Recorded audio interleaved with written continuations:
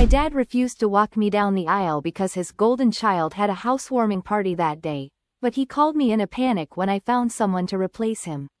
For a long time, I always knew my parents loved my older sister, Vicky, more than they loved me. She was the planned child, while I was the result of an accidental pregnancy just 10 months later. They probably didn't even want me, but they decided to go ahead with the pregnancy anyway.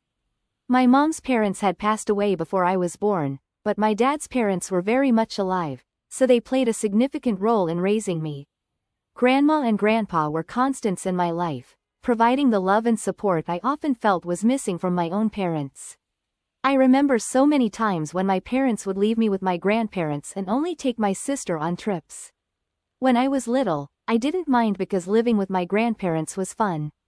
But as I got older, around 6 or 7 years old, I realized how unfair it all was. But my issues weren't just with my parents, they were with my sister, Vicky, too. Even though I didn't hold any grudge against her, I couldn't help feeling like an unwanted extra in the family. She knew it too, and she made me feel like an outsider every day in my own home. She was always competing with me over everything: grades, our parents' attention, even the smallest achievements. It felt like a constant battle for validation, and I was always on the losing side because our parents always preferred her. As a result, I felt incredibly inferior, and we never really understood each other. Our relationship was like an endless competition, with her always coming out on top. Once, she wanted to be friends with a group of girls, but being a bit of a nerd, she was scared to approach them.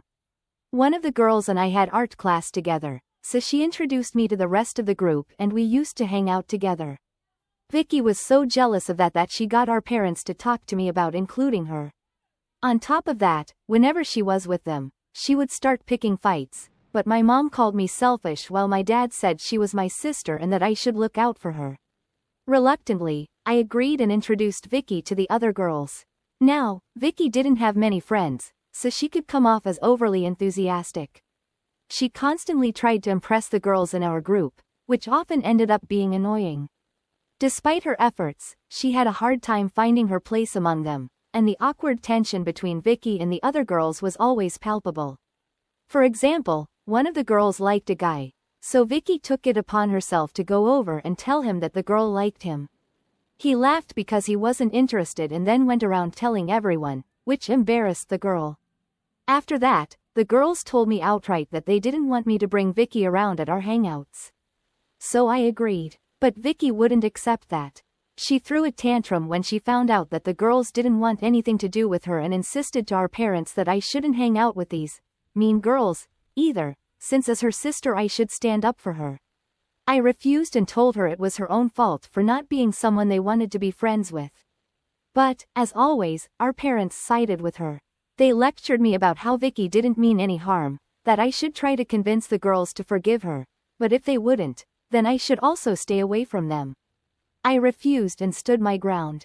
I enjoyed hanging out with them, and unlike Vicky, I wasn't willing to jeopardize my friendships. I told my parents I'd had enough and that it wasn't my responsibility to find friends for Vicky. My parents got mad and gave me the silent treatment for weeks. But I'm glad I stood firm. That group of girls has remained my friends to this day, and they're basically like sisters to me. I've cried with them, laughed with them, and shared some of the most meaningful moments of my life. That wasn't the only reason Vicky came to hate me. There was another incident with a guy she was infatuated with, a guy the first knew nothing about, who sat with me in some classes because we were friends.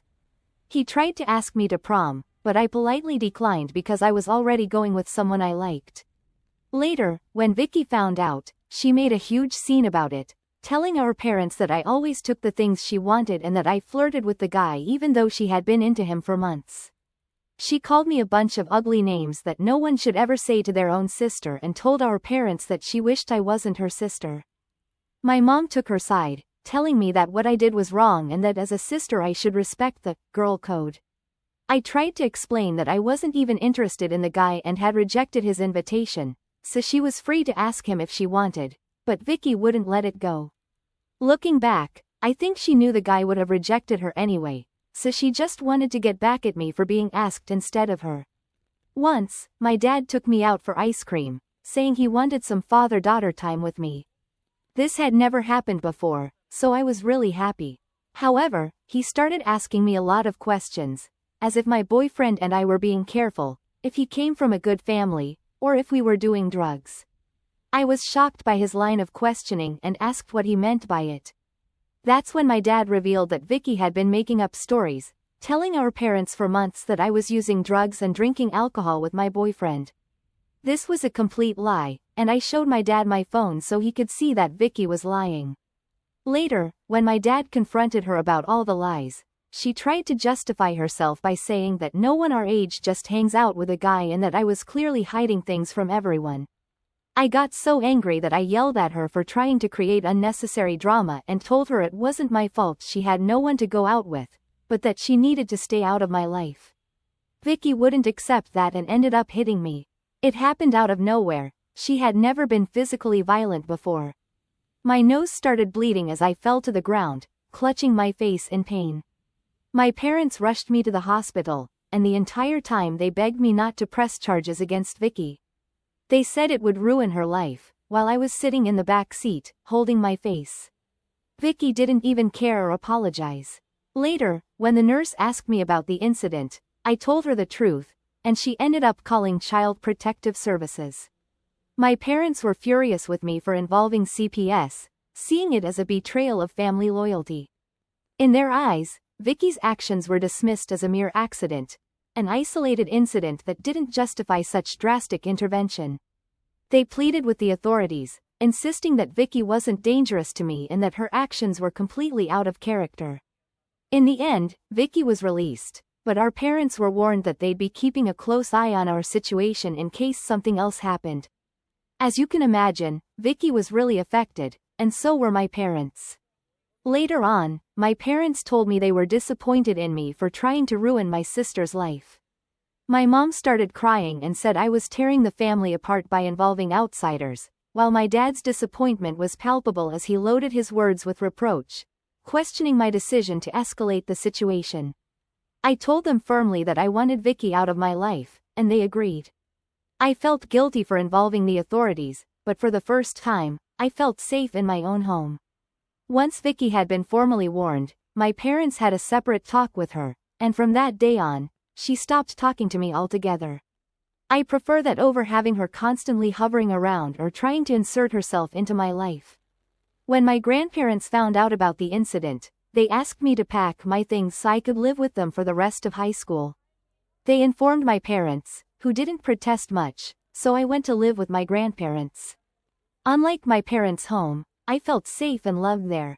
The rest of my high school years went well, and I made lasting memories with my friends. My parents never visited or called me during that time. I knew they were happy with their beloved daughter, so I never tried to contact them, even though it hurt that they could dismiss me so easily. When I graduated high school, my parents made the day all about Vicky.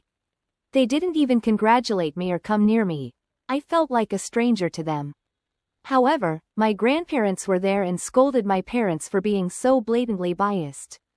I don't know what my grandpa said, but later my dad awkwardly came over and congratulated me. Soon after, I found out I had been accepted into a good college with a full scholarship. I was really happy about that because I had feared asking my parents for financial help. I told my grandparents about it, and they took me out to a nice restaurant for dinner. After dinner, my grandma posted photos of me on her Facebook account, writing a long caption about how proud she was of me for being such an outstanding student. Our relatives soon found out and joined in the congratulations. I guess some of them might have contacted my parents, who had no idea about any of this. Instead of being happy, my mom called me the next day to say that Vicky had locked herself in her room, crying because she hadn't been accepted to any college, and that I was deliberately trying to make her feel bad about her grades by talking to all our relatives. She told me it was all my fault. Apparently, Vicky had fallen into depression after the CPS incident, which had caused her grades to drop. I was so incredibly shattered that my own mom blaming me was the last straw. It was the last time I ever spoke to her. My grandparents helped me move into my college dorm. Since my high school boyfriend's college was far away, we had broken up, so I started college single. The breakup was tough, but I was excited to meet new people.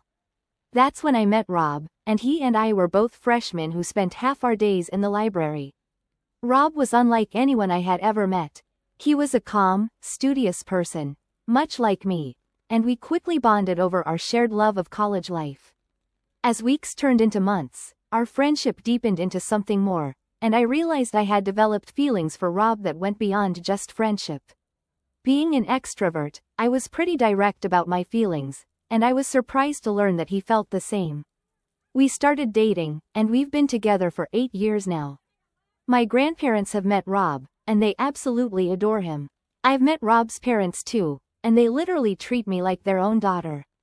At times, Rob's mom even confessed that she always wished she had a daughter, so she's thrilled that Rob met someone as wonderful as me. To be honest, this is the first time I've been surrounded by family who appreciate me and don't hold grudges. I've shared stories of my childhood with Rob, and he listens and understands what my relationship with Vicky is like.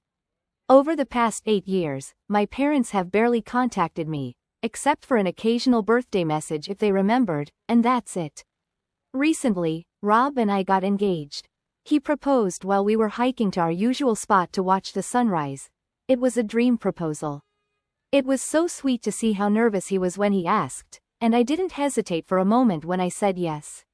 I posted engagement photos on Instagram and also told my grandparents. They were so happy for me and congratulated us on our future. I guess the news must have spread because my parents called out of the blue to congratulate me too. I thought it was just a casual conversation since we hadn't spoken in years. They asked about my life, my job, my apartment, until my dad suddenly asked if he could walk me down the aisle. I was surprised by his sudden question since, just moments before, he didn't even know what company I worked for. I told him I hadn't even thought about it yet, and my dad said it would be embarrassing if I didn't invite them, and that others would question us, so it would be better if he walked me down the aisle. I told my parents I wasn't even sure if I'd invite them to my wedding, since we hadn't been in contact, and this upset them. My mom started telling me how disappointed she was with my response, emphasizing the importance of family and tradition. She continued saying that no matter what, I would always be with my parents and that I should let the past go. Part of me was tempted to listen to them and accept my dad's offer, because I wanted our relationship to be repaired, but another part of me hesitated, afraid of opening myself up to more disappointments and hurt. However, I was about to start a new chapter of my life in a few months, so I told my dad that he could walk me down the aisle, and he seemed delighted. During the wedding preparations, I reached out to my high school friends I'd managed to stay in touch with despite the physical distance that had grown between us because of our careers. I told them I wanted the group to get together and that I wanted them to be my bridesmaids. There were many tears of happiness and congratulations, and without hesitation, they agreed to be part of my bridal party. It was a chance for all of us to reunite.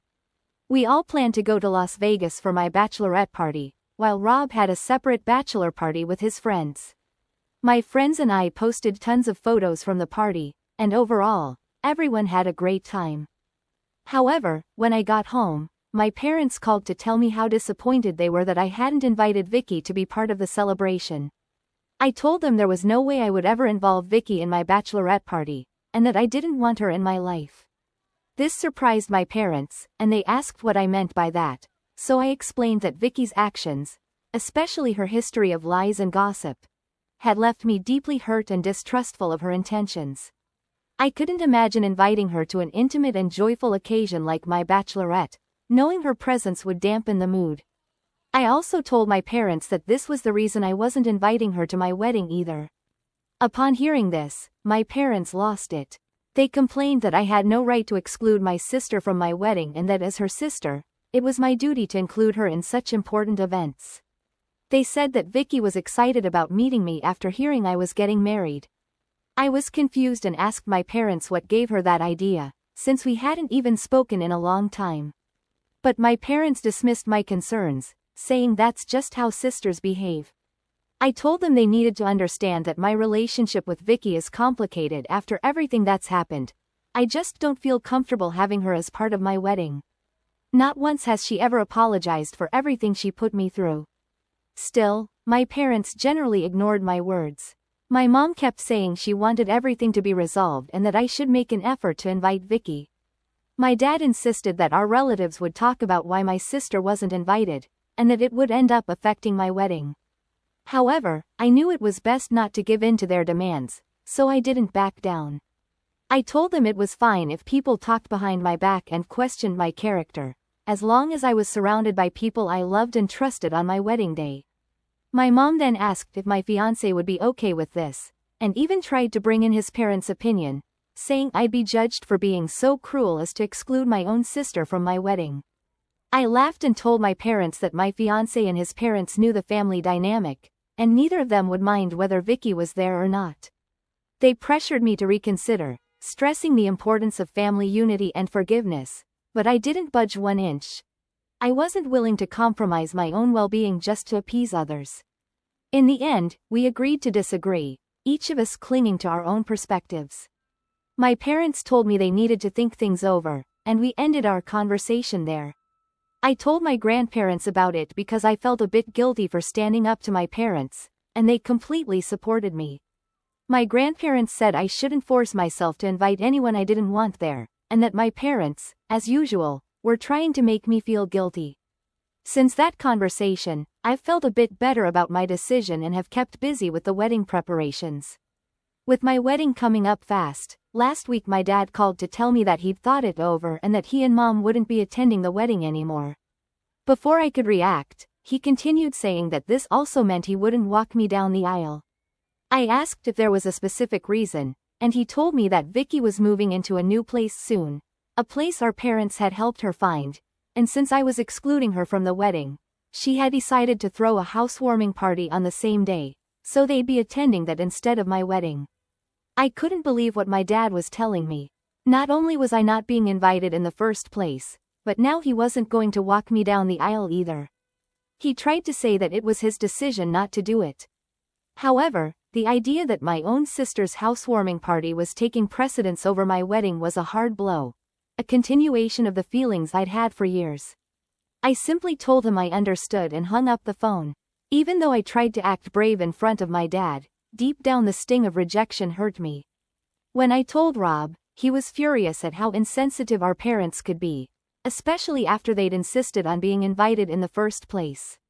It was he who suggested I ask my grandpa, since he and grandma had essentially been there for me more than my parents.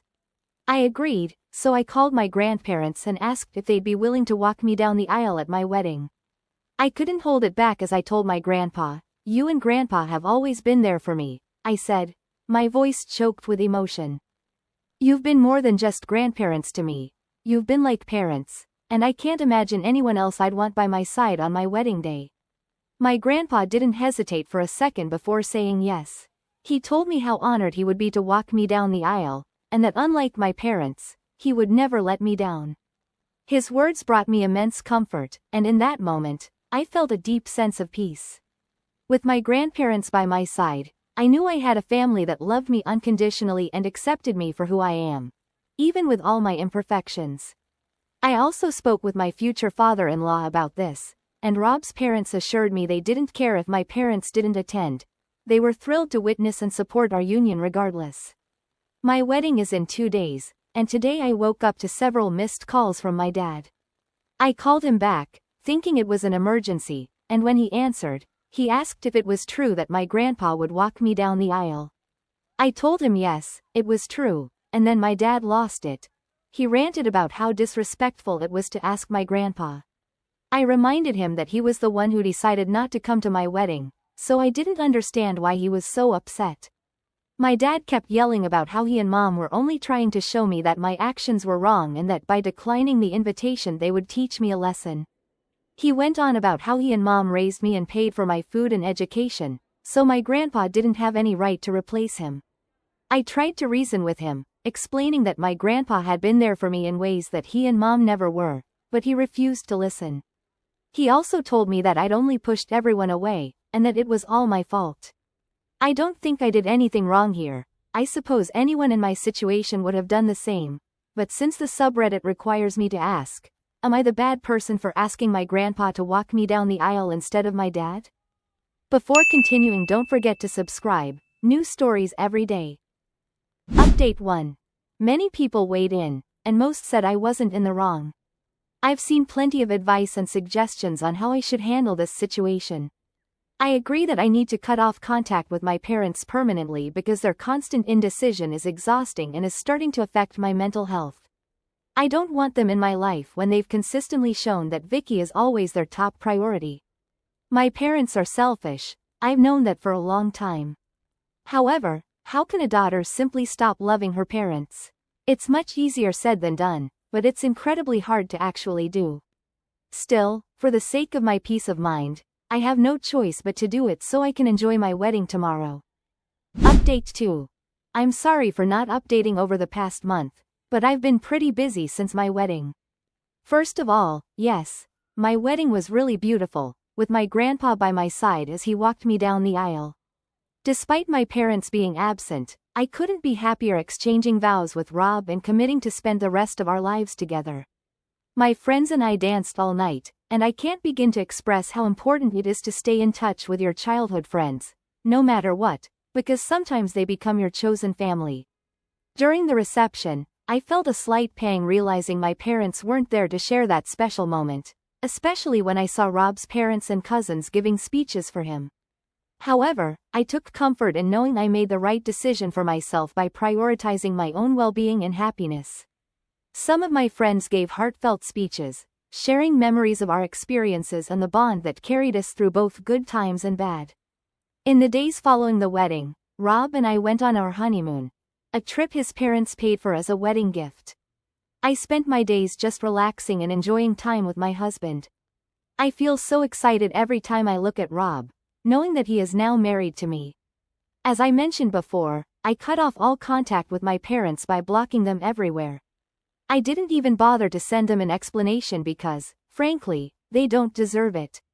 I have no idea if Vicky really had a housewarming party that day or if it was just an excuse for my parents not to attend my wedding, but at this point, I don't care. I only wish them and their dear daughter the best. Update 3. I wasn't planning on sharing anything more after my last update, but something unexpected just happened, and I think you all deserve to know. I hadn't checked my email for the past month because of my wedding and honeymoon, but today, while going through my inbox, I found an email from Vicky. I have no idea how she got my email address, and I was completely surprised. I hesitated about whether to open her email or just delete it without reading, but as the saying goes, curiosity killed the cat. Inside was a long message from Vicky expressing her regret over our tense relationship and her desire to reconcile. She acknowledged the mistakes she'd made in the past, admitting that she'd been selfish and immature. Vicky apologized for all the pain she caused me over the years and expressed a genuine wish to make things right. She went on to say how happy she was for me now that I'm married, wishing me nothing but the best. She ended the email pleading that I not punish my parents by cutting them out, insisting that they miss me. Reading her words stirred a mix of emotions in me: surprise, skepticism, even a little hope. Part of me wants to believe that Vicky has truly changed, that she's sincere in her apology and willing to work to repair our relationship. But another part of me remains doubtful because it all sounds too good to be true. Besides, one thing is for sure: my parents don't miss me, because if they did, they wouldn't have treated me this way all these years. I thought about replying, but then decided not to. After all, forgiveness isn't something to rush. It's a process that takes time and reflection. Even so, I'm not sure I want to have a relationship with her again. I might be able to forgive her, but that doesn't mean we'll ever really be sisters. To be honest, after getting married, I no longer feel alone. I've learned that I have my loving husband by my side, supportive friends, and the unwavering love of my grandparents. With their support, I know I can face any challenge that comes my way without needing Vicky or my parents in my life. I've even found a great therapist and scheduled my first appointment to help me address and heal the wounds of my past. Update 4. I think I did the right thing by not replying to that email I mentioned in the last update, because now everything is coming to light. It turns out that Vicky didn't write anything at all. The email was sent by my parents using her account. That explains all the talk about forgiving my parents, because they were the ones who wrote it. I found out when I ran into Vicky one day. When I greeted her, she looked at me with her usual disdain. I brought up the email, thinking that my lack of response might be the issue, and she told me she hadn't sent anything. She pulled out her phone, found the email in her sent folder, but swore she hadn't written a single word. At that moment, we both realized who the true author was, since some computer at home must have still been logged into Vicky's account. I also asked her about that housewarming party, and she said it never happened, so, as I suspected, it was all a lie by my parents. After that, we went our separate ways, and that was that. Honestly, I don't know who's worse in my life, my sister or my parents, because by now, my parents' behavior has gotten too twisted. At least now everyone's going to know, since I made a post on Instagram with links to my Reddit thread, and all my family and close friends are reading this story.